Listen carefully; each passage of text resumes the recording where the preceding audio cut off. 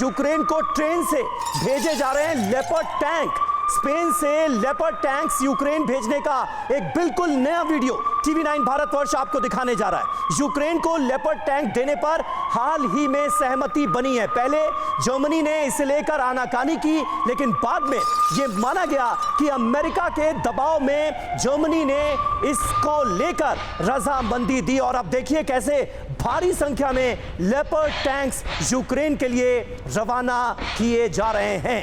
यह सबसे नया वीडियो है लेपर्ड टैंक्स की डिलीवरी का जो सामने आया है, और आने वाले वक्त में किस तरह से यूक्रेन की सेना को तमाम तरह के अत्याधुनिक टैंक से लैस किया जा रहा है, किस तरह से किया जा रहा है, ये बताने वाला वीडियो इस वक्त आपके सामने है।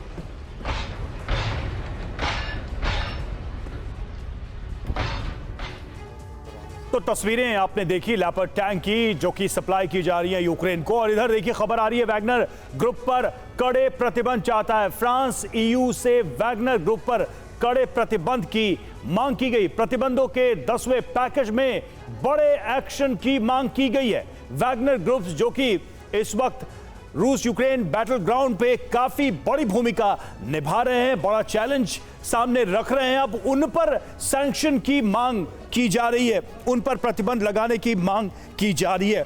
तो जिस तरीके से इस पूरे वॉर के दौरान हमने ये देखा कि रूस की मुख्य जो आर्मी है उससे अलग इस तरह के जो फाइटिंग ग्रुप्स हैं उन्होंने बड़ी भूमिका निभाई है, और खासकर यूक्रेन में जो उन्होंने तबाही की है उसको लेकर भी यूरोपीय देशों की चिंताएं बड़ी हैं।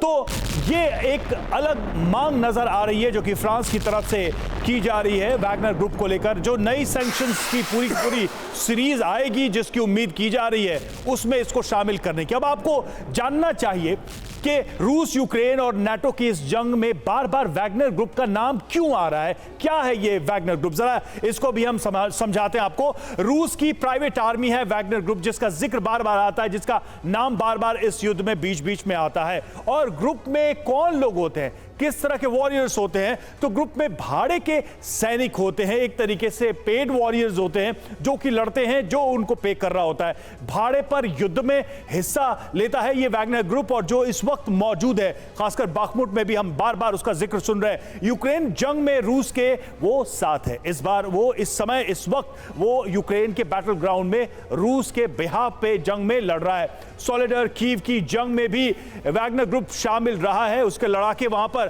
शामिल रहे। अमेरिका ने आपराधिक संगठन घोषित किया है इसे पहले से ही, और इसी को लेकर अब देखिए फ्रांस की तरफ से भी ये बात कही जा रही है, यूरोपीय देशों के बीच इसको लेकर मंत्रणा चल रही है। तो ये सारी चीजें सामने आ रही है वैगनर ग्रुप को लेकर। अब बड़ा सवाल ये है कि क्या इन सैंक्शंस का कुछ असर होगा।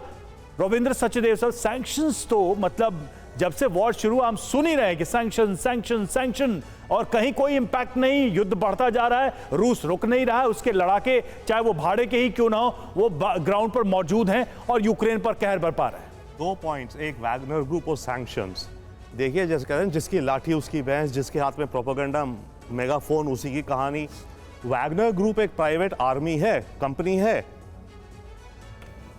अमेरिका ने इराक वॉर में एक कंपनी है, उसका नाम बदल गया बाद में, ब्लैक वाटर, उसके करीब 15 से 20 हजार भाड़े के सैनिक इराक में लड़े थे अमेरिका के बिहाफ पे। अफगानिस्तान में सेम ब्लैक वाटर के करीब 15 से 20 हजार सैनिक प्राइवेट आर्मी लड़ी थी अमेरिका के बिहाफ पे। उस समय तक कोई ये बात नहीं होती थी कि ये क्या भयानक आतंकी ऑर्गेनाइजेशन है, दैट्स वन। तो जिसका नैरेटिव चल रहा है उसकी कहानी चल रही है, दैट्स वन। सेकेंडली सैंक्शंस का विदाउट डाउट रशिया पे बहुत बड़ा असर हो रहा है, नो डाउट। सेंट्रल बैंक, याद है वॉर की शुरू में $600 बिलियन में 300 बिलियन इनके न्यूयॉर्क और स्विट्जरलैंड में पड़े, सारे ब्लॉक हो गए हैं। वो प्लस बिग ब्रांड्स जिन्होंने इन्वेस्ट करना छोड़ दिया, जिन्होंने विथड्रॉ कर लिया। मिस यूनिवर्स इनकी कल वहां थी, वो कह रही थी मेरे से कोई बात नहीं कर रहा है। Culturally, economically, oil and gas, आप देखिएगा रशिया का हुक्का पानी बंद होता जा रहा है। ठीक है सर, इसीलिए सॉरी अंजलि, लेकिन सर इसीलिए क्या अब रशिया सूडान से वो सपोर्ट चाहते हैं? क्योंकि जहां तक आप वैगनर ग्रुप की बात कर रहे हैं, जितना भी गोल्ड माइनिंग का इंपोर्ट एक्सपोर्ट होता है रशिया और सूडान के बीच में, ये दौरा उस लिहाज से भी बहुत महत्वपूर्ण था, जो अभी हमने थोड़ी देर पहले खबर दिखाई थी। Great point. वहां वैगनर ग्रुप बहुत इंपॉर्टेंट रोल प्ले करते Oh, yeah, हैं absolutely. गोल्ड माइनिंग इंडस्ट्री के लिहाज से, क्योंकि पैसा रशिया देता है। एग्जैक्टली माली में भी वैगनर ग्रुप एक्टिव है। हाँ। और उसके लियो में उसने माइनिंग राइट्स ली हुई है। तो ये तो खेल पहले अमेरिका करता था, फ्रांस करता था, अब सब रशिया करते कर हैं, रहा अब है। रशिया भी कर रहा है। सब अपने सर्वाइवल पे चले हुए हैं इस समय।